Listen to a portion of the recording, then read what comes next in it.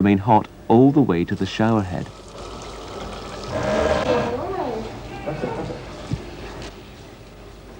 Can you think of any other examples of heat loss in your home?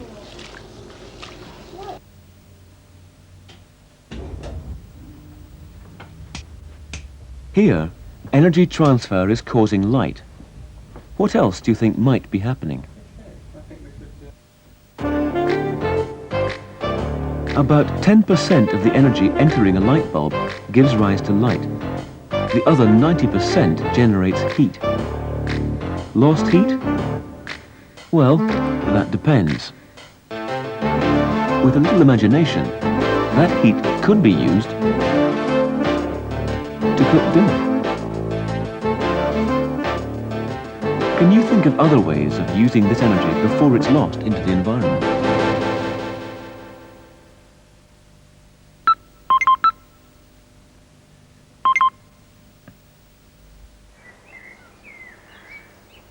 If a house is well insulated, the heat given off by electric lighting can heat the whole building.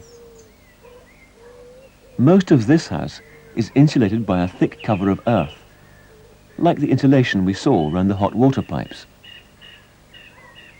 Here's a situation where we want to reduce the amount of heat loss out of the building. Can you think of any others? Whenever anything happens, energy is transferred from one system to another. As that happens, heat is generated, which is eventually lost into the environment. How's it happening here? Or here? This is the generator that powers the thermographic camera, and it too is giving off heat. Here, the energy concentrated in the branches of an old tree is being released by burning and transferred to the night air. As the energy transfers, it causes light and heat. As it transfers, it spreads out and becomes less concentrated. Wood, coal and oil are all concentrated sources of energy. So are the sun and stars. If all that energy is transferred into the surroundings, one day everything will be at the same temperature, and everything will stop. Or will it?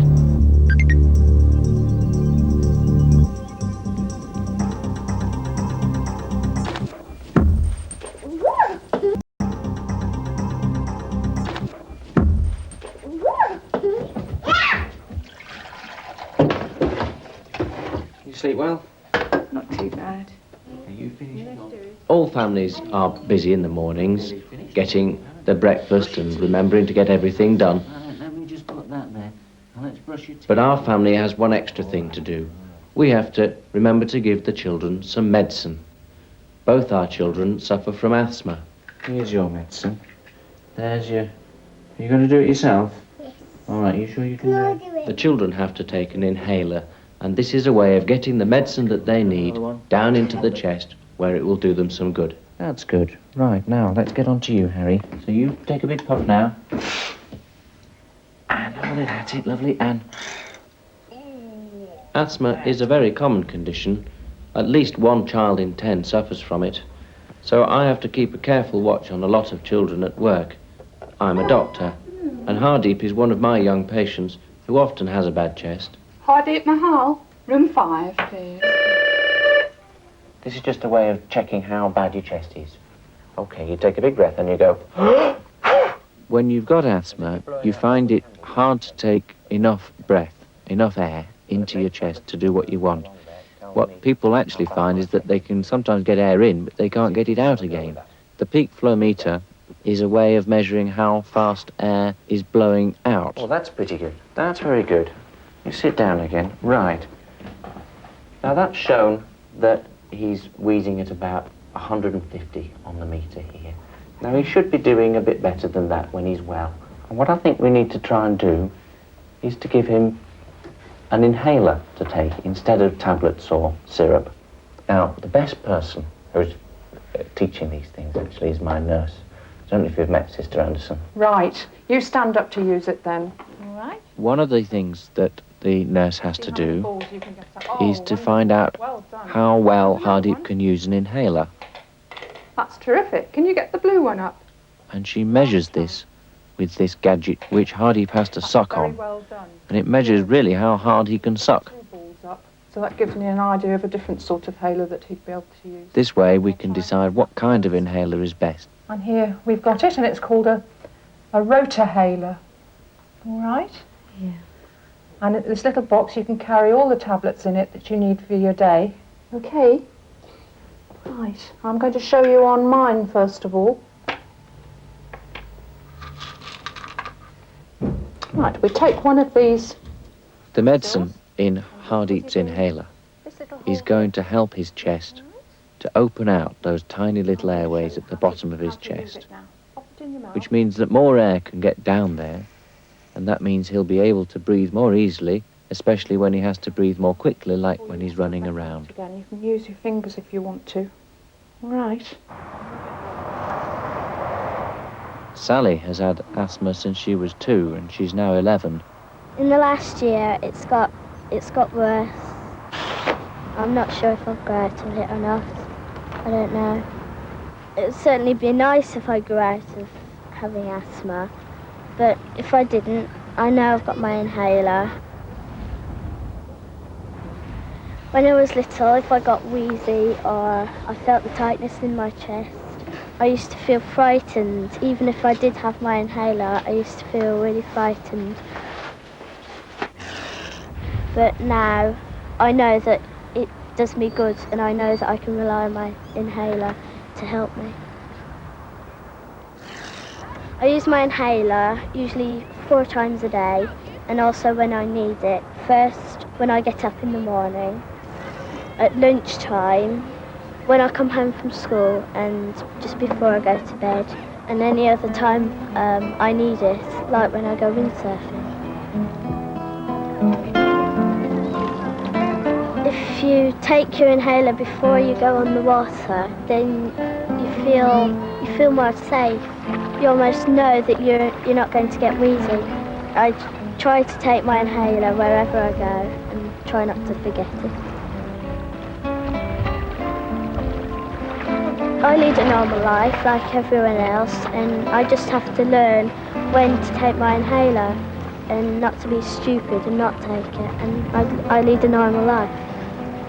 Asthma is an illness that you need to take continuous treatment for, all the time, every day. There's another common illness that children suffer from that you also have to treat every day, and that's diabetes. Simon is diabetic. That means that his body doesn't make something called insulin, which the rest of us make all the time. Simon has to inject insulin because his body can't make it. I'm a diabetic, and this means that I've got too much sugar in my blood, and I have to have stuff called insulin. But you see, inside of you, there's a part of the body called the pancreas, and my pancreas has stopped working, which means that it can't produce insulin. So I have to inject myself with insulin, which controls the amount of sugar in my blood.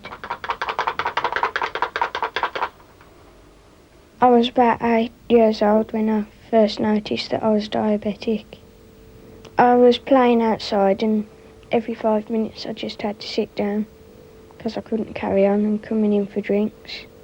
My mum thought I was just being silly, but after a while she took me to the doctors. He took a blood test and he said it's hospital straight away. So I went into hospital and said I got diabetes. First time I did the injection on myself, I thought, this is hurting too much, but the whole problem is if I haven't got anyone there to do it for me, I'll have to do it myself. So I just got used to doing it myself. Yeah. Now I can do it when I'm alone or if I've gone out to friends. And I have to do my injection in the morning and in the evening. After I've done my injection, I have to worry about what I have to eat. If I don't eat enough food, my blood sugar level goes low, down and I start to feel dizzy, I get headaches and I just feel sleepy and faint. I started off swimming with the school at 6 and I saw them doing the survivals. And that's how I got involved in it.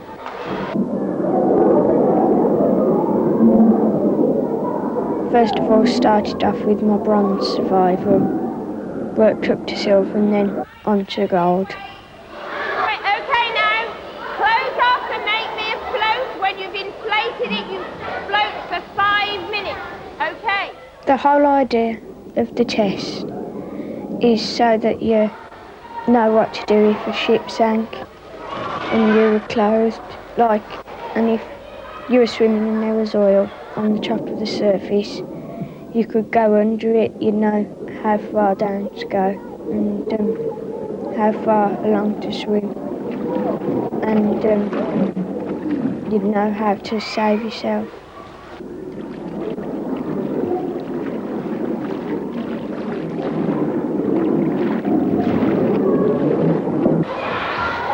After a few years, after I've been training for the survival tests, it was about then that I discovered I was diabetic. I stopped doing the swimming for a few weeks whilst the hospital came and told me what I had to do and how to cope with diabetes, and then I carried on.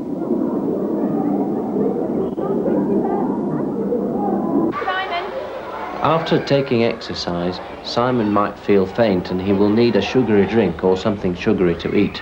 He might even do that before he takes his exercise to stop himself feeling poorly.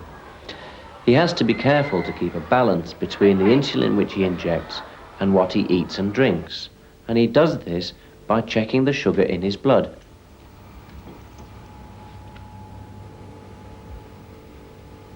He has to prick his finger and take a small drop of blood, testing it to see how much sugar there is in it.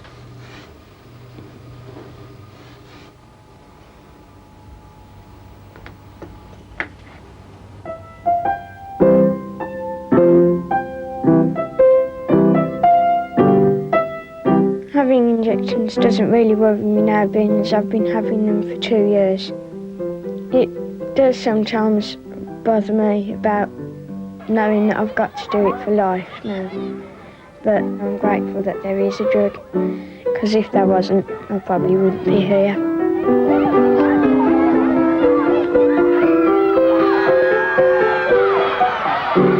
Simon has got diabetes for the rest of his life. It's not something that he's going to grow out of. But insulin has saved his life. If he didn't have it, he'd be dead. Most of us are lucky and don't have to use medicines continuously to keep us from being ill.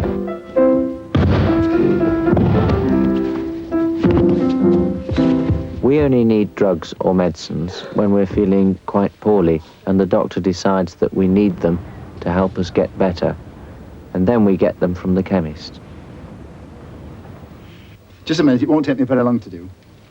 Medicines are drugs which help to make your body work better. And we must be very careful because they're quite strong and powerful things, so you have to be careful to follow the instructions. There we are, that's Jermaine's tablets. Now, make sure he has something to eat before he takes the tablets, otherwise it'll give him a little bit of tummy ache. Hope you're soon feeling better. Thanks. Bye-bye, Jermaine. Bye. Good morning. Good morning. Manjit has an infection and her doctor has prescribed a medicine which will kill the germs that are causing the infection. Now, with medicines like antibiotics, it's very important to finish them so that all the germs are killed. Medicines from the doctor are always meant just for you. They're not meant for anyone else. You have to be sure that you only take your own. If you take someone else's, you never know what might be in it. It might not be very good for you at all. All medicines are kinds of drug, but not all drugs are medicines. A drug is something which has an effect on your body. It might be a good effect when we would call it a medicine if it does something good for you, or it might be a bad effect. One of these people is taking a really dangerous drug. Can you spot what it is? Want a sweet?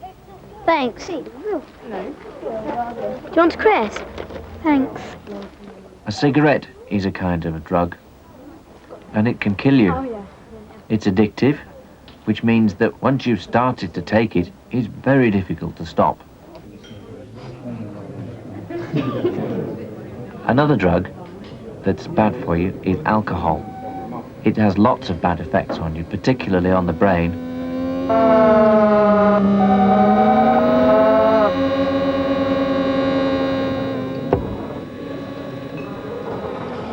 You have too much of it and see what happens. It's not very funny, really.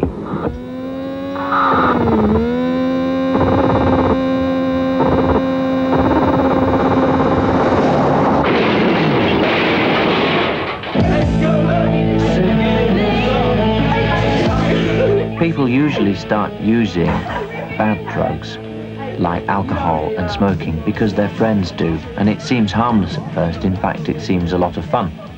It's only later on that they start to get problems from them, when they find that they can't stop using them.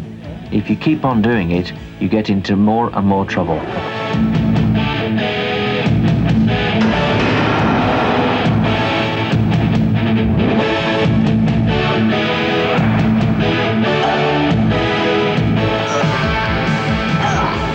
Sometimes people use not just alcohol and cigarettes, but illegal drugs like heroin and cocaine, which are injected or smoked.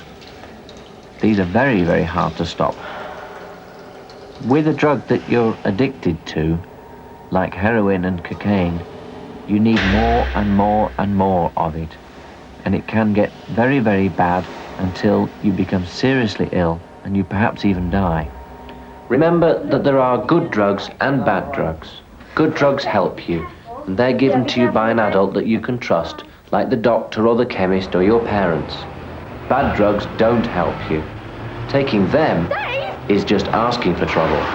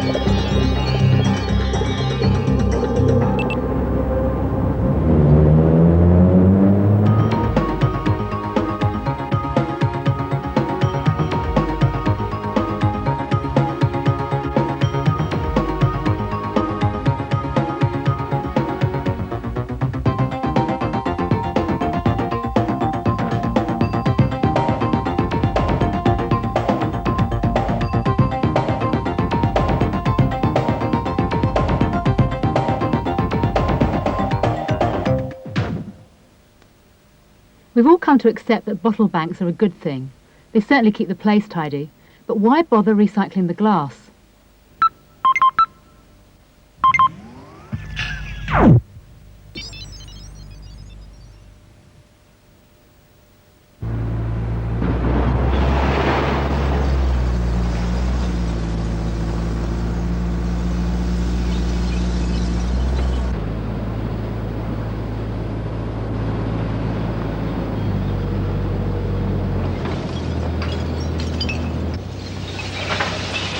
This is what happens to that glass from bottle banks. It's sorted, crushed,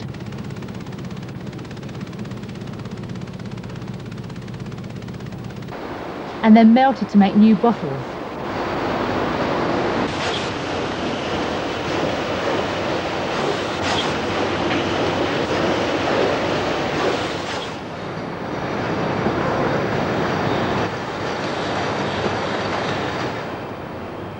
So what's the advantage of using old glass?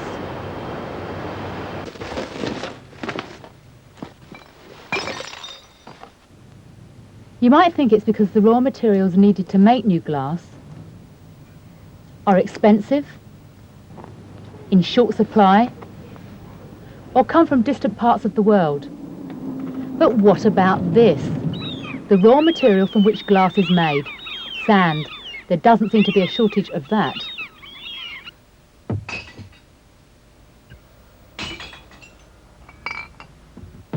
So why go to all the trouble of collecting and transporting old bottles when you could just dig up a beach?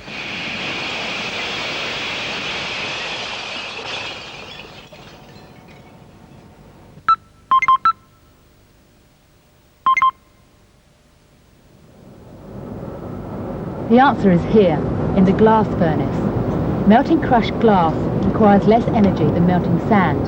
That cuts down the fuel bills and saves money.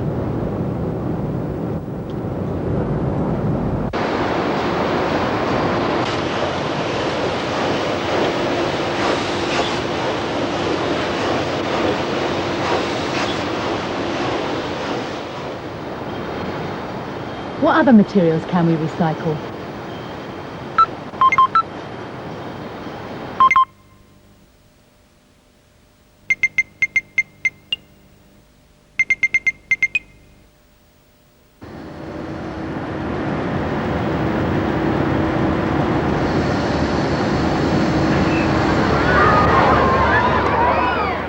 A cool drink on a hot day, very nice. This can is made of aluminium, which can be recycled. Let's take a look at how it's made. How many steps can you spot that require energy? Al the can, this is your life. Unlike gold, Al didn't just exist as a chunk waiting to be dug up. Al started life as ore, a rock rich in aluminium called bauxite, which had to be mined and then refined.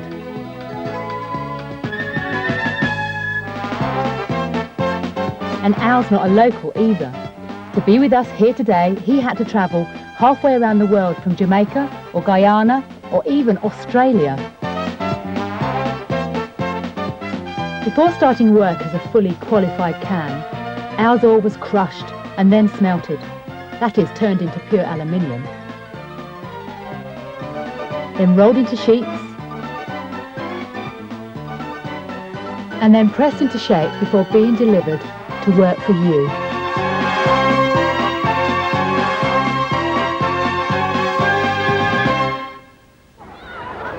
And what do we do when we've finished with Al?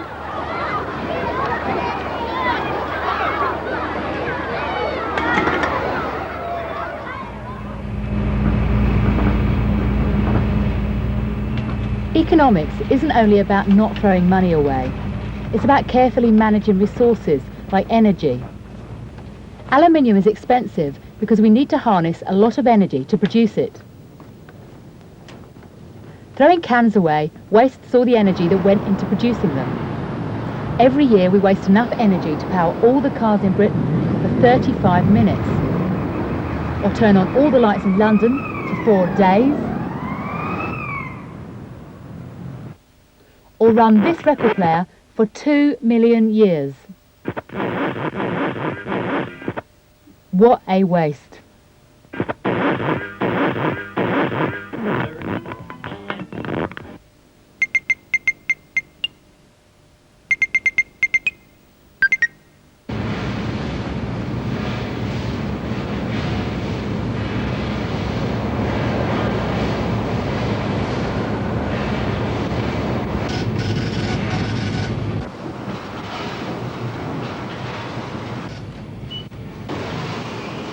Aluminium costs around £1,000 a tonne. Take another look at how Al the can was produced and see where you could make the savings by recycling.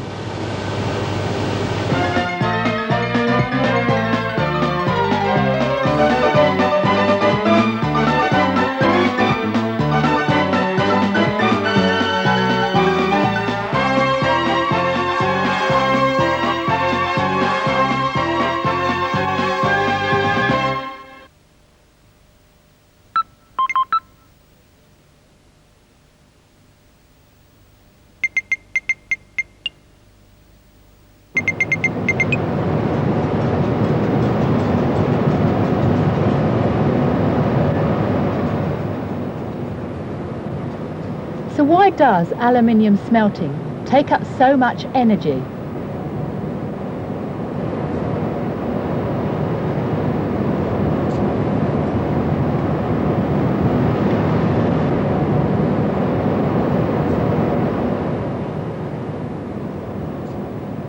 Unlike other metals, aluminium has to be extracted from its ore using electricity. The ore is dissolved in a solvent in these cells, and then a very large electric current is passed through it.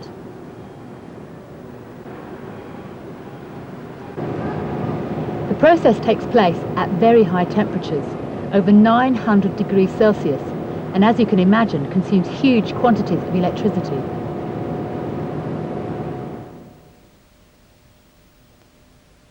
So how can we save energy in the production of aluminium?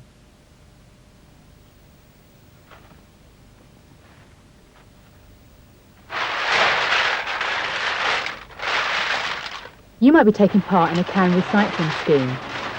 Once they've been collected, aluminium cans from all around the country are crushed into these briquettes.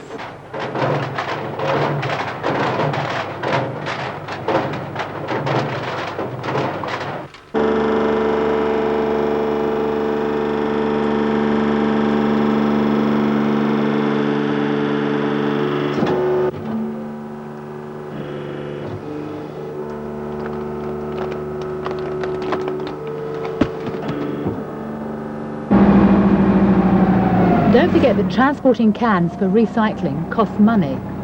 So why do they crush the cans?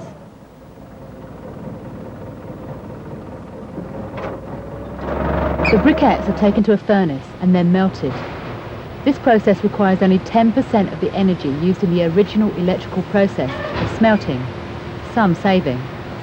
We've recycled the can, but also recycled 9/10 of the energy that went into making the aluminium in the first place.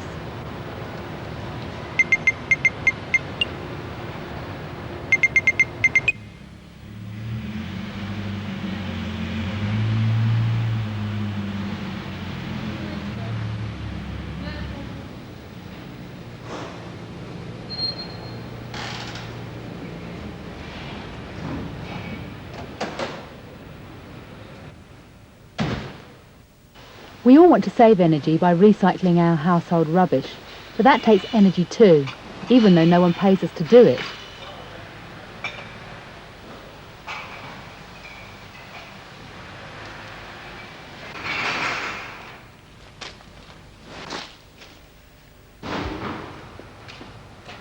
Why do you think recycling centres are arranged like this?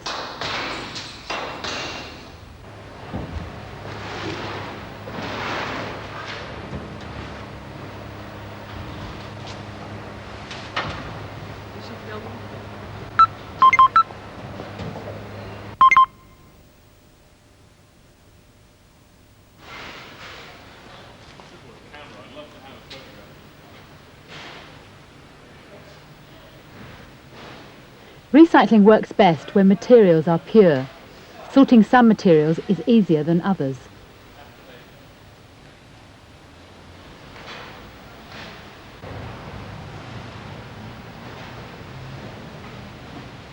How could you sort out things made from different plastics?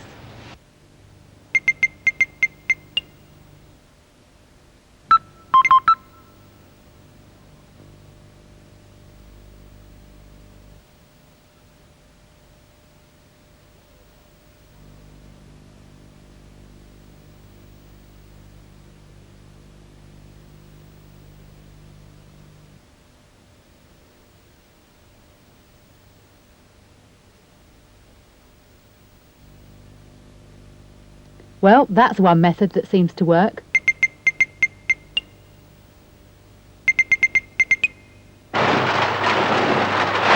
Now how about separating aluminium cans from those made of steel?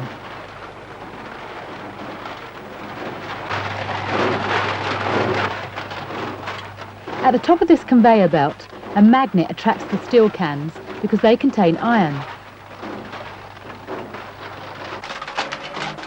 The aluminium cans are unaffected and fall into the crusher.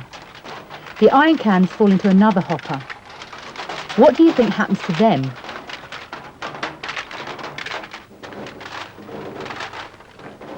You may have done the same separating operation at home with a magnet on your fridge.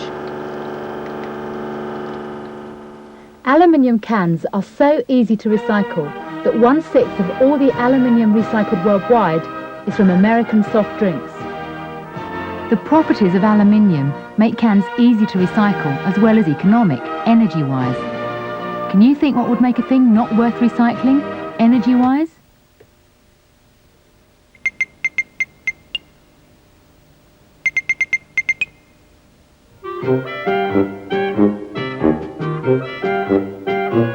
In a washing machine, there are many different materials and hundreds of parts.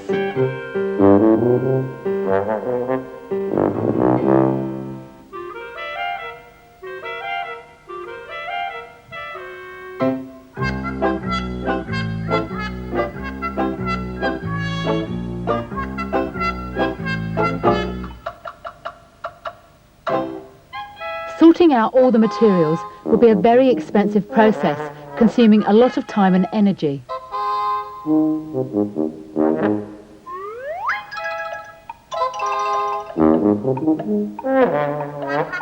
But they all have different physical properties.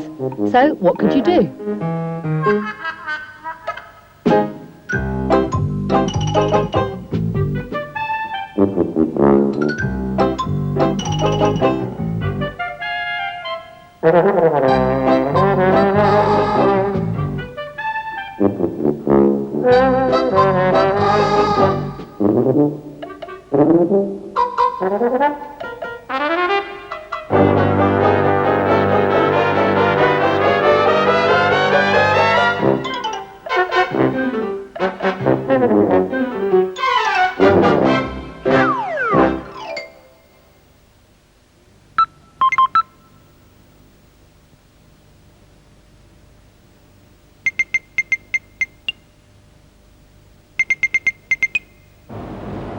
So, what decides whether a thing is likely to be recycled or not?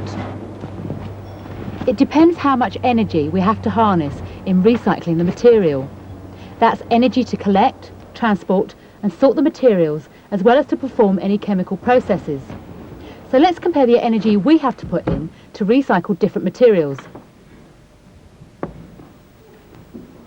The higher our climber has to climb, the more energy she expends. To reach the level to recycle aluminium doesn't require that much energy, so recycling is likely to be economical.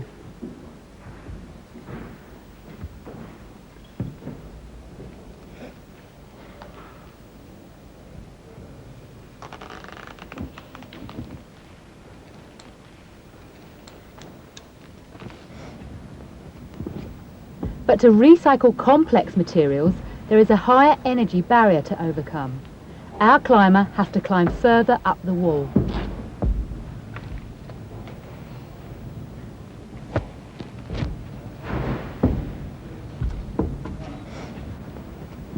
Take this shower head. The plastic, the chromium and the steel would have to be separated.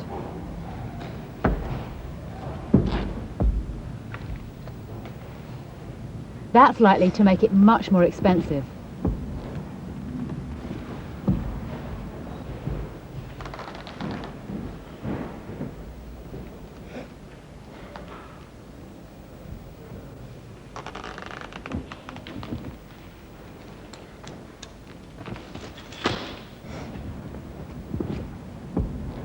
And for others, it doesn't matter how much energy we put in.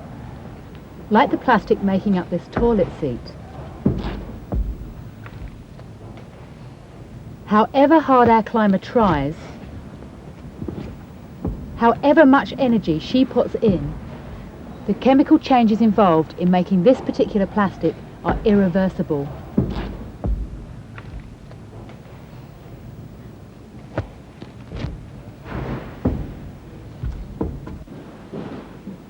Some plastics can be recycled.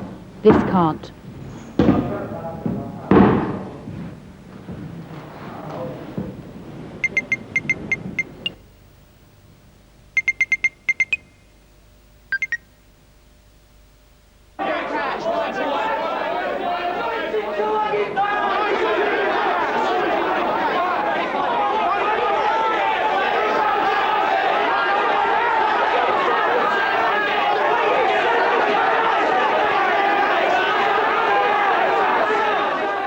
These people certainly aren't scientists, but they affect recycling too.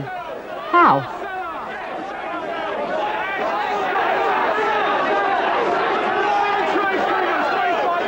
They spend their days on the phone deciding how much metals will cost tomorrow.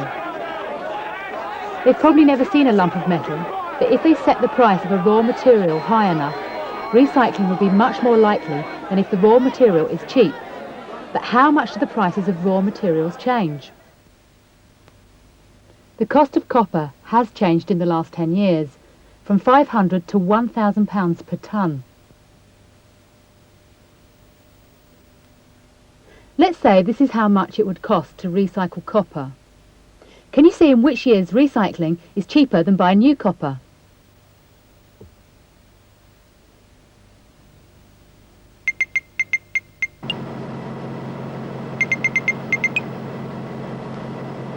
What kind of problems do these changing prices set for recycling?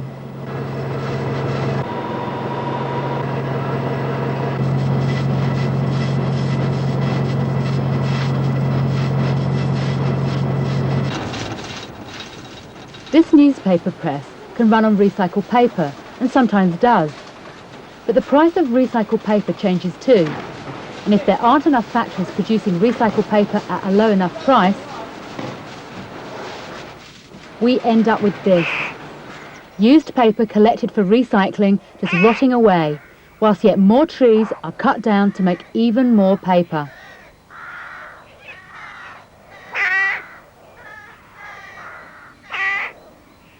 How would you solve this problem?